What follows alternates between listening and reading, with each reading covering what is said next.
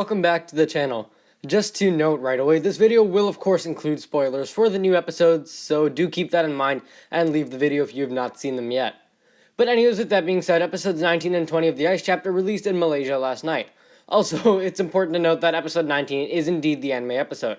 I'm not going to review them until we get these without subtitles, but for the Malaysia episodes, I'll continue to do these discussing the theories videos, in which we talk about any theories for the rest of the season and what was proven or disproven in these episodes.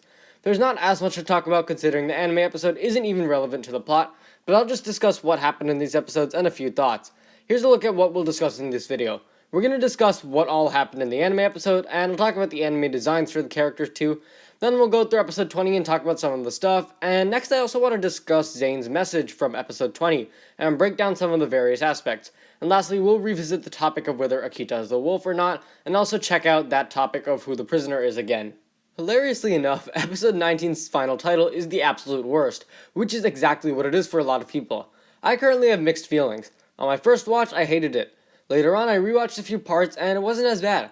Not sure what to think of it yet. Let me first say the animation is really good, and that's not the problem. The majority of the characters look awesome in this form. I love Zane and Jay especially, and Ultraviolet is pretty cool too. Some of the characters, however, don't look so good. Kai's hair is basically a bunch of worms, and he looks just really weird in this form. Cole also feels a bit weird, rather plain, kind of boring, and the mechanic is pretty interesting. I wouldn't call him bad, it's pretty unique actually. The city looks great though, and I like the perspective of the ninja actually as villains, and how the episode title actually refers to them. A lot of old characters either have speaking roles or make cameos too. The Warden, Ultraviolet, and the Mechanic all have speaking roles. Ultraviolet, I think, has a new voice actor, although I'm not sure. Kilo, Captain Soto, and a few skeletons also appear in the prison courtyard. And there's Fugitive, who is a new character and is comic relief. All of the ninja have an appearance in anime form, and Pixel appears in Lego form at the end of the episode. One scene shows the ninja with gliders that are actually the Dragon Masters from Season 9. And there's also a dabbing skeleton in the sewer? Okay. And Ultraviolet seems to have a weird thing with Lou. She has this poster of him up in her cell. And then there's also the Harumi silhouette and Kilo silhouette in anime form, and both of these sadly turned out to mean nothing. The episode also uses the Fire Chapter intro, which is kinda weird.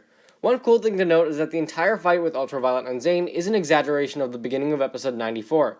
Lloyd and Neo were surrounded by the Sons of Garmadon, but then Zane comes out of nowhere with his dragon and freezes her. Fugitive also directly mentions the dragon, so yeah, that's basically the news from this episode.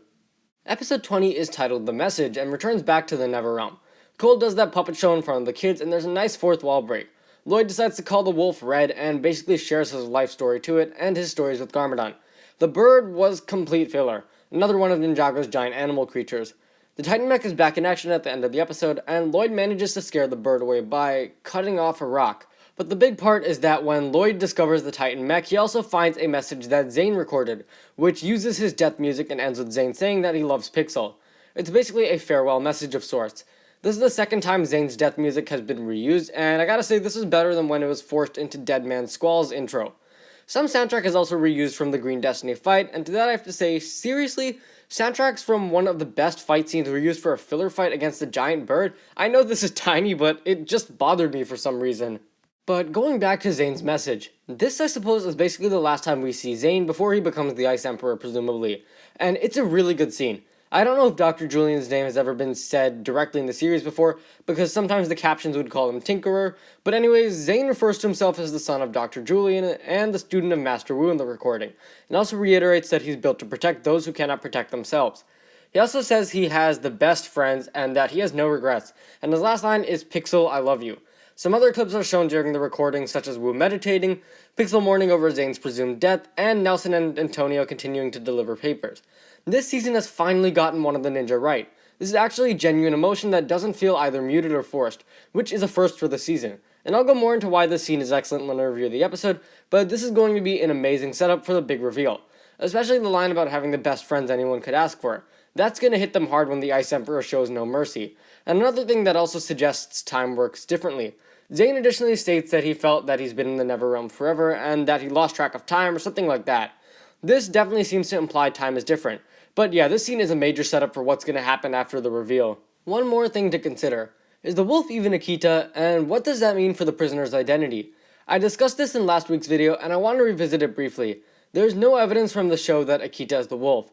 The community just came to assume that they were the same character based off of the leaks, and Lloyd gives the wolf a name in episode 20, calling him or her Red.